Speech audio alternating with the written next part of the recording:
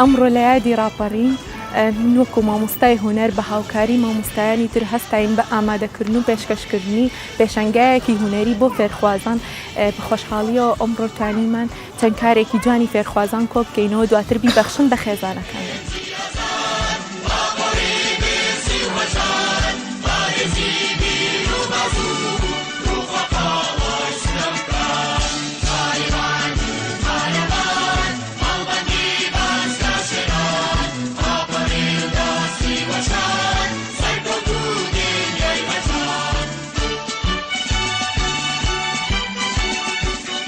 We as Farm School very proud and happy to celebrate the magnificent uprising of Kurdish nation which began here in Rania on March 5th, 1991.